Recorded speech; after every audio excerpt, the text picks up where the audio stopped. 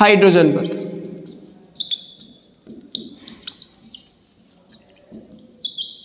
Hydrogen बंध।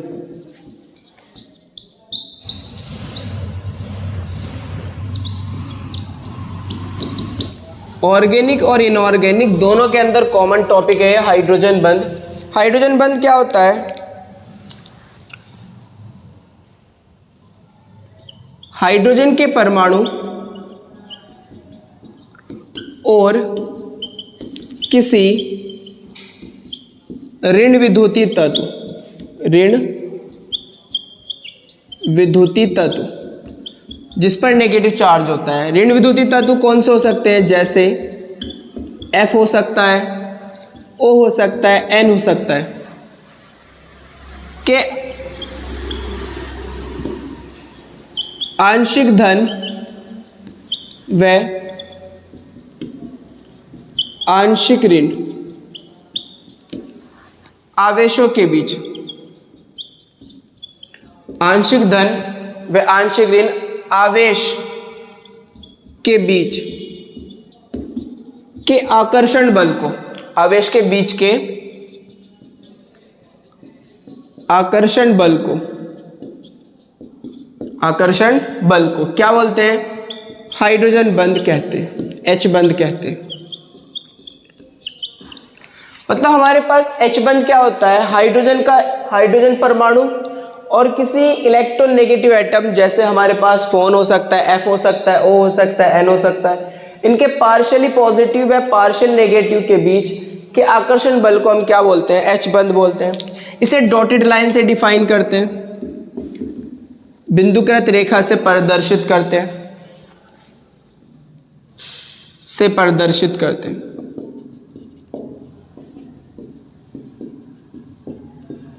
For example जैसे HF के आप 2 या 2 से अधिक मॉलिक्यूल लो। F एक हाई इलेक्ट्रॉन नेगेटिव एटम है, साजिक इलेक्ट्रॉन को अपनी ओर खींचेगा जिससे इस पे पार्शियल नेगेटिव आएगा, इस पे पार्शियली पॉजिटिव आएगा। दूसरा मॉलिक्यूल लें आप, तो दूसरा मॉलिक्यूल में भी क्या होगा? F इलेक्ट्रॉन को अपनी ओर खींचेगा, इस पे पार्शियल नेगेटिव, इस पे पार्शियली पॉजिटिव। तो हाइड्रोजन के एक परमाणु और किसी दूसरे ऋण विद्युतीय तत्व के परमाणु के बीच जो आकर्षण होगा, क्योंकि माइनस और प्लस एक दूसरे को क्या करेंगे? अट्रैक्ट करेंगे, आकर्षित करेंगे, और इस आकर्षण बल को हम क्या बोलते हैं? H बंध कहते हैं। क्या बोलते हैं इसको हम? H बंध।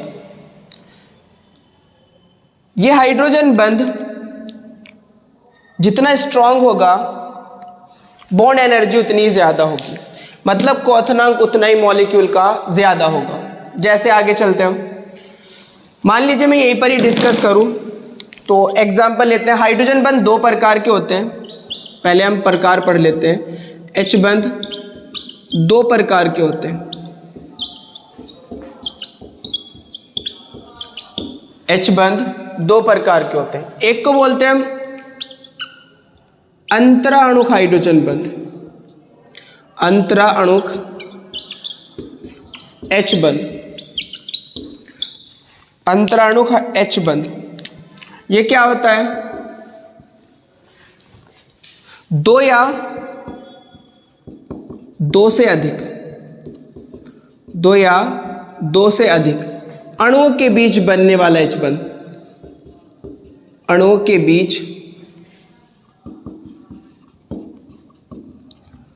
बनने वाला बंध, बनने वाला हाइड्रोजन बंध, उसे हम क्या बोलेंगे? अंतराणुक हाइड्रोजन बंध कहते हैं, अंतराणुक हाइड्रोजन बंध कहते हैं।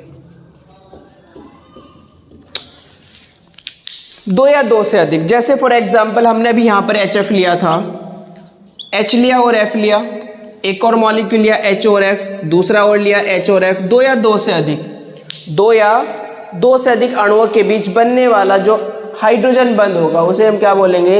अंतराणुक हाइड्रोजन बंध कहते हैं। जैसे आप चेक करो, यहाँ पर ये इलेक्ट्रॉन को अपनी ओर खींचेगा, इस पे पार्शियल नेगेटिव आएगा, इस पे पार्शियली पॉजिटिव।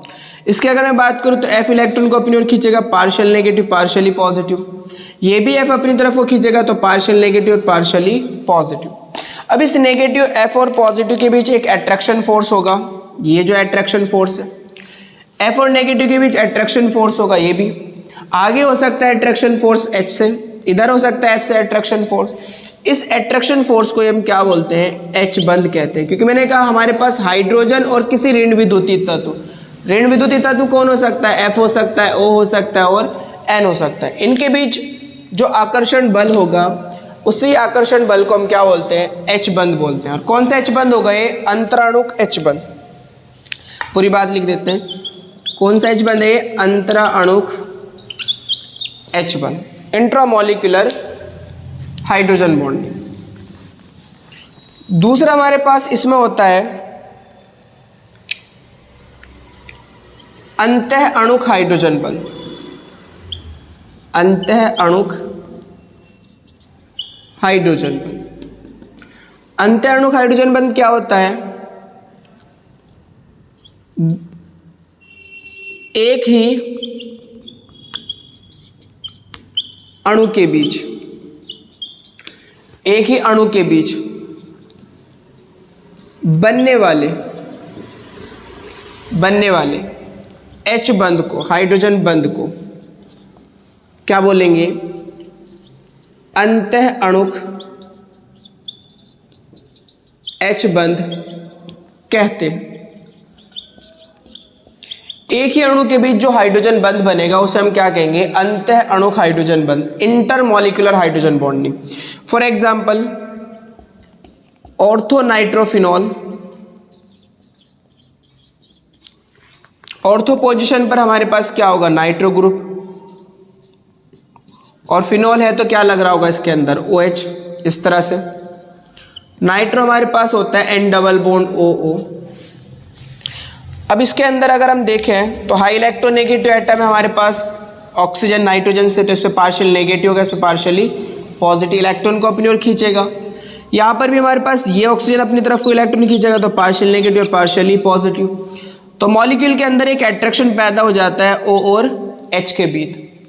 एक ही मॉलिक्यूल के अंदर बन रहा है, एक ही मॉलिक्यूल यानी ऑर्थोनाइट्रोफिनॉल का एक ही मॉलिक्यूल के अंदर बन रहा है, इसलिए हम इस प्रकार के हाइड्रोजन बंध को क्या बोलेंगे, अंतः अणुक हाइड्रोजन बंध, अंतः अणुक हाइड्रोजन बंध, अंतः अणुक हाइड्रोजन बंध। अंतराणुक हाइड्रोजन बंध ज़्यादा स्टेबल होता है, ज़्यादा मजबूत होता है अंतः अणुक हाइड्रोजन बंध से। इसे तोड़ने के लिए ज़्यादा ऊर्जा की आवश्यकता होगी, इसे तोड़ने के लिए कम ऊर्जा की आवश्यकता होगी, ये ध्यान रखना है। तो ज़्यादा हमारे पास एनर्जी कहाँ देनी पड़ेगी, अंतराणुक हाइड्रोजन बंध को, कम ऊर्जा कहाँ देनी पड़ेगी, अंतराणुक हाइड्रोजन बंध को।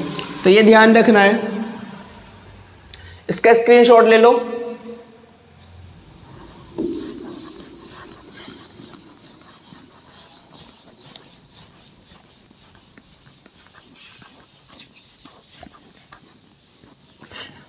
अब इसके अनुप्रयोग की बात करते हैं कि अनुप्रयोग कहाँ कहाँ काम आएगा।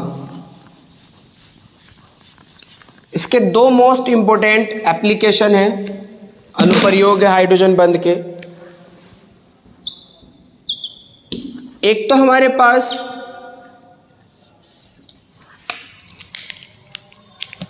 ये विलेयता को बताता है, सॉल्युबिलिटी को।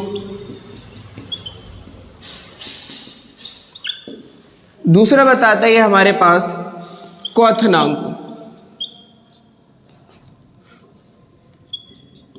क्वथनांक व गलनांक को, क्वथनांक व गलनांक को।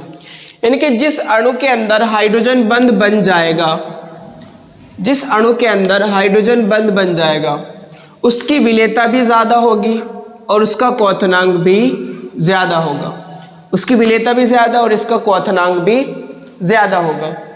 ये ध्यान रखना है। जैसे सपोज दैट हमारे पास CH3OH है और एक मेरे पास CH3Br है, मुझे बताना है कि इन दोनों में से किसका क्वथनांक ज़्यादा है, इन दोनों में से किसका क्वथनांक ज़्यादा है। तो मैं अगर देखूंगा इसके दो मॉलिक्यूल लूँगा, इससे पार्शियली क्या होगा, अगर मैं यहाँ पर ऐसे कर लूँ, इसको CH3 को नीचे ले आऊँ इस तरह से, इस पर पार्शियली पॉजिटिव का, इस पर पार्शियली नेगेटिव। दूसरा मॉलिक्यूल लो मैथिल अल्कोहल का, तो हमारे पास OH CH3, इस पर पार्शियल नेगेटिव, इस पर पार्शियली पॉजिटिव।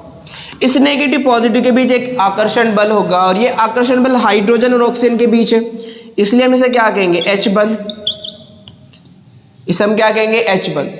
तो मॉलिक्यूल के बीच अगर H बंध बन गया तो उसका क्वथनांक डेफिनेटली क्या होगा, अधिक होगा, क्योंकि इस क्वथनांक को, इस हाइड्रोजन बंध को तोड़ने के लिए अधिक ऊर्जा की आवश्यकता होती है। कितनी, लगभग हमारे पास H बंध को ब्रेक करने के लिए, 1 मोल हाइड्रोजन H बंध को ब्रेक करने के लिए लगभग 20 से 40 किलो जूल की आवश्यकता होती है, 40 किलो जूल की,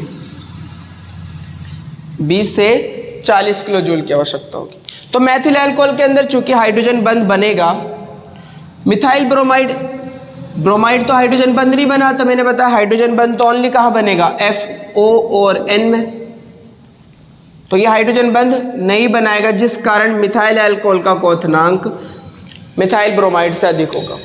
तो आज बस इतना ही रखते हैं, आज इतना ही कवर करते हैं। नेक्स्ट लेक्चर में हम शुरू करेंगे चैप्टर जिसका नाम होगा hello alkene and hello arenes.